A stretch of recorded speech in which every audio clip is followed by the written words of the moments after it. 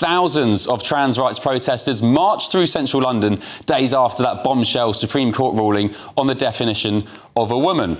Trans rights groups, as you can see here, and trade unions came together for what they described as an emergency demonstration in London's Parliament Square, while a rally organised by a group called Resisting Transphobia took place in Edinburgh. It comes, of course, after the UK Supreme Court ruled that the legal definition of a woman is based on biological sex.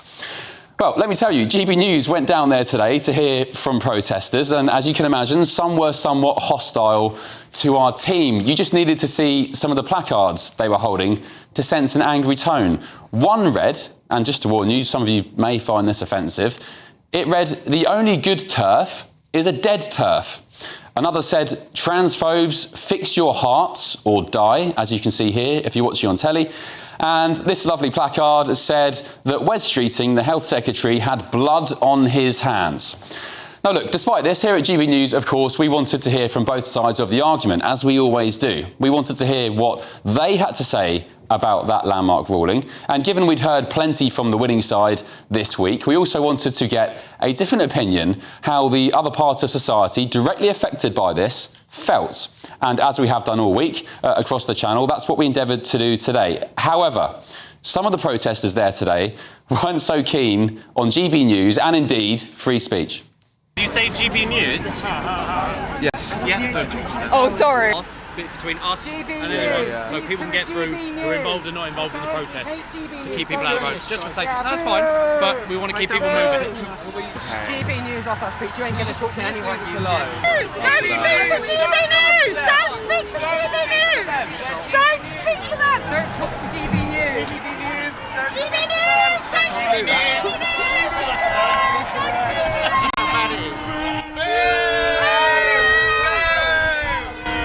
Get a real job! I should also say that one of our members of staff, a cameraman, was assaulted by a protester today down in London. This has been reported to the Metropolitan Police, as well as accusations of harassment from two people down in the capital who were attempting to obstruct GB News journalists carrying out their jobs. They did ask for help from police down there, but to be quite honest, they weren't very helpful, to say the least, despite witnessing some of the above behaviour. However, we did manage to speak to a few down at the protest, and here's what they had to say. Like a lot of people, I'm here today to express our disquiet at the way in which the Supreme Court judgment has been misinterpreted. It only applies to the Equality Act, it doesn't apply wider, and secondly, it does not require institutions to exclude trans people, it merely gives them the option. Trans women are women. Do you want trans women in single-sex spaces? Is that what it is? I think they should be wherever they want to be. The new legislations saying that trans women aren't women are like diabolical. I have absolutely no regrets. Being trans has been amazing. I've met amazing people. The journey that I've been on, it's been quite difficult. I've been attacked a lot for being trans. I think as long as you're not hurting another human being and you're following the letter of the law, you should be able to say what you want, do what you want, wear what you want, and kiss who you want, as long as you're not breaking any laws. I'm about the free speech. Tell me why you're here today. Well, I booked tickets to London Dungeon, and me and my friend are having a little wander around, so just thought I'd see the old Parliament, you know. I support everyone's right to live, yeah. I don't know, I think it's just important to be open-minded, you know. This video is sponsored by Saily. Saily is a brand new eSIM service app. What it does is get you a local SIM card that you can use when you're traveling, so you don't have to pay those crazy roaming fees just to send a text back home.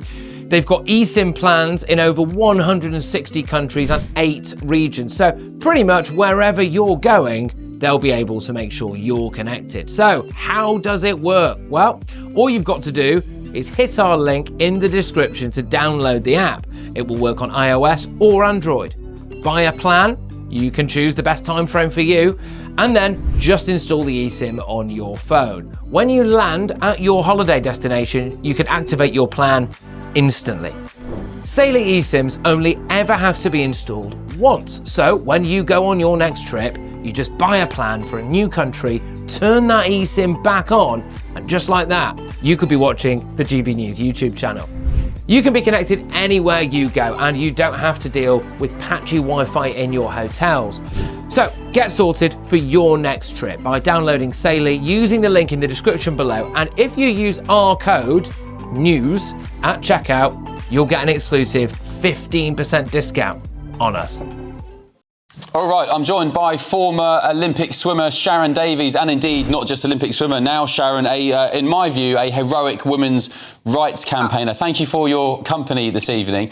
Look, down at the protest today, there were, among the placards I've already mentioned, there were other signs saying, "I will make you listen," whatever that means, "babies for trans rights," and there were 7 statues defaced by members of the protesting group, including one of Millicent Fawcett, the suffragette. And I will say it's after the watershed. One of the, a bit of graffiti on that statue said "fag rights." What do you make of the scenes we've seen today, Sharon? Yeah, I mean, can you imagine if those are the scenes that you saw on Wednesday by those incredible women, you know, that were at the Supreme Court? I mean, the problem is this is just one way. This is the behavior. I mean, you know, I've been trying to get equality in the world of sport based on science and peer-reviewed studies and the history of the Olympics, where every single race shows us that males and females perform differently. And the abuse that I've had and the death threats to my children and the calls to every single job and charity that I work with, it's just extraordinary. All right. And so this is a men's rights movement at the moment, and women are just being silenced, and they're being called every name under the sun to try and shut them up. And all we've been asking for the first 5 years was for debate, you know, to actually be heard in a civilized, respectful way. That was really difficult to get. And then once we started to get it, because our facts were based on actual facts, the Supreme Court ruling was clarification of the Equality Act. It wasn't anything else. It wasn't changing anything. You know, it was just actually interpreting it the way that it was supposed to be interpreted. And in fact, it's been misrepresented for an extremely long time. And I can tell you categorically that I've been working with sports organisations that know, and they've been told that this has been deliberately misrepresented, but Stonewall in particular have been doing it, and they have felt frightened to do anything other than to cave into the trans activists. So what they've done is they've fudged it and compromised by gone, you know, in some instances, if we've been able to do it, they protected the elite 1% of women's sport, but not 99%. So not the pathways, not the juniors, not the recreational. You know, so they've basically gone, well, you 1%, you're good enough and worthy enough. We'll give you fair sport, but you 99%, you're not worthy. We're not going to give you fair sport. We're just going to let you have unfair competition. Will that change now after Wednesday? Sorry? Will that change now after Wednesday? We've seen so many different organisations and employers, for example, British Transport Police, they've now said that trans women won't be able to frisk and search biological women, for example. Will anything change in sport, Sharon, in your remit as a result of this? It should do, because now there's clarity that says that we are on the right side of the law. And so therefore we can start bringing legal challenges, which we were very much hoping to do just before the elections, because we've been speaking quite a lot with Kemi Badlock about clarifying the Equality Act with the Conservatives, using the word biological. That's all they needed to do in front of the word sex, because when it was written in 2010, everybody knew that sex meant biological sex. We didn't think we'd have to add that word. But then that word was going to need to be added. Then the elections was called and it never got done. So that's really what the Supreme Court has done. You know, they've clarified that situation. So now I'm hoping that every young girl and every woman is going to have their sport protected at every single level, every single ability, every single age, just as they should have done all along, really. You know, when I say that the world of sport is so dominated by men anyway, there are so many more opportunities for men in the world of sport. Women get 4% of the world's sponsorship dollar, okay? That's 50% of the world get 4% of the money. 96% goes to men's sport. And now we're not even allowed to have that fair playing field. You know, in the States last year, $1.6 million of women's prize money went to men, predominantly in cycling, where they can have circuits and they can, you know, they can be very, very successful. What do you mean by that, sorry? It went to trans women? Yes, went to men, you know, so went to the men that identify as women. So they are men, okay? Yeah. So that's $1.6 million worth of women's prize money that went to men. And in this country, £48,000 worth of prize money in the world of pool has gone to men that should have gone to women. Yeah. So it's a financial situation as well, you know, that you're opening the door for. I mean, I just want to give you one statistic, all right, which is out of my remit a little bit. Obviously, I know stats on sport really well. But the Ministry of Justice in 2019 released these stats for prisoners. And this is why women are frightened, right? This is why women want to have their toilets and their private spaces protected. 125 sex offenders amongst women, 3,812. That's 3%, all right? In the men's population, 13,000 out of 78,000. That's 16.8%. Now, there's a reason why we have separate men's and women's toilets, all right? Because of that. The percentage of sex offenders from trans women, 58.9%. Well, Sharon, that's interesting because later in the show, viewers will see I went to Brighton yesterday and spoke to some people about the ruling, and I spoke to some people who said that simply doesn't happen. They said there's no such thing as trans offenders. They're such beautiful people. They just want to live their lives. And one young lady was telling me she had a trans partner, and viewers will see the clip later on. They're saying it just doesn't happen. And I said, well, what about Isla Bryson, the infamous Scottish example? And she said, well, that's just one. That's just one. It's not the majority. That's not what the stats of the Ministry of Justice will tell you. You know, and that's why we need to use genuine stats. That's why we can't mess data up by saying that people can just select what gender they are when it comes to actually putting in correct data. Because at the end of the day, you know, that means that men will not be getting their prostate checks and women will not be getting their ovarian cancer checks. We need to understand that biology is real. What we do need to do is make sure that there is room for everybody. We need to make sure that sport has room for everybody, no matter how they want to identify. And we need to make sure that there's bathrooms and changing rooms for everybody. And it really can't be beyond the wit of man for us to be able to do.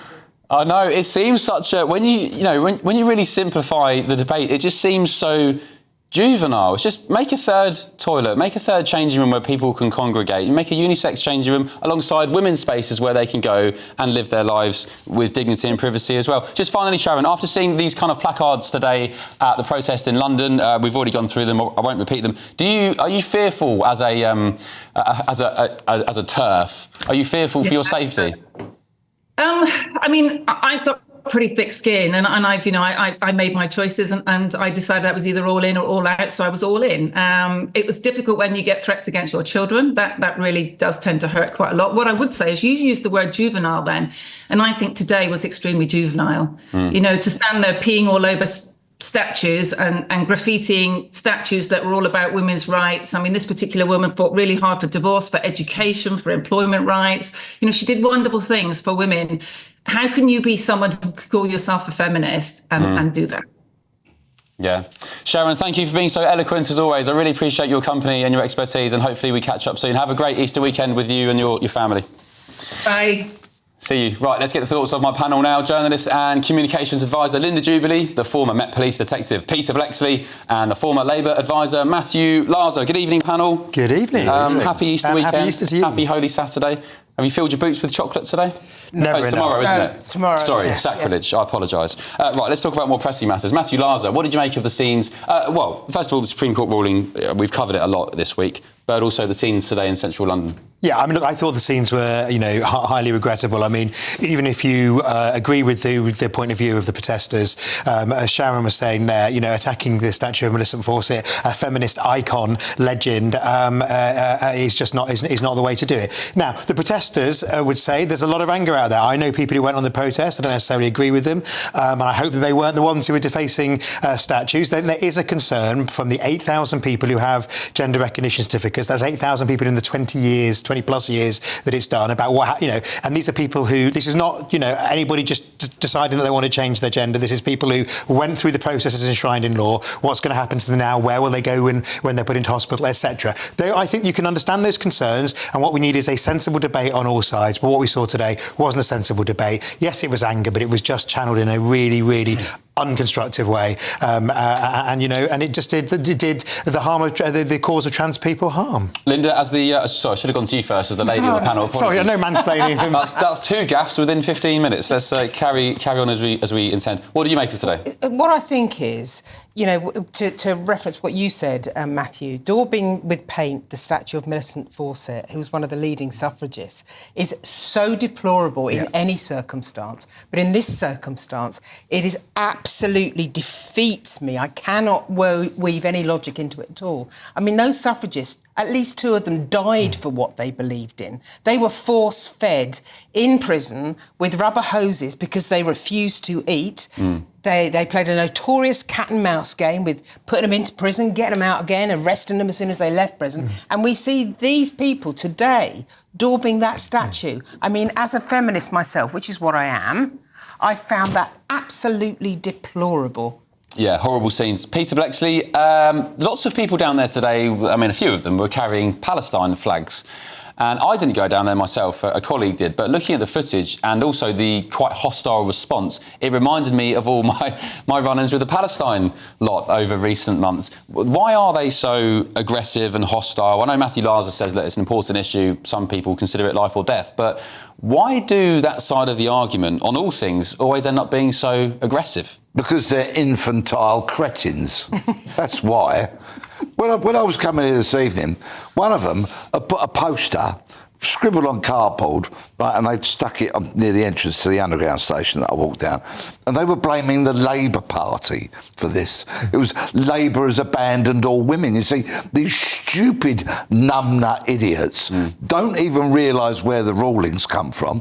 They've failed to grasp the fact that this would be a very important, not to mention correct precedent in law, and they're all just going to have to get their heads around it. Mind you, looking at some of them, they need their heads examined. Oh yeah, there we go. Never shy of pulling your punches, Peter. How do you manage these kind of people in a policing sense? Well, if they break the law, they'll have to be arrested and charged. That's not the case, as we've seen with Palestine protests, where Jews, for example, have turned up at protests or gone to walk through protests. It's always the Jews' fault. They shouldn't have been in the area. Yeah, exactly. I suppose today they probably just blame men, if not judges from the Supreme Court. But once again, whoever defaced the statues did break the law. Yeah, but here we have today the Metropolitan Police clearly being afraid of a bunch of men in frocks, and they won't act when they break the law. I mean, it's pathetic.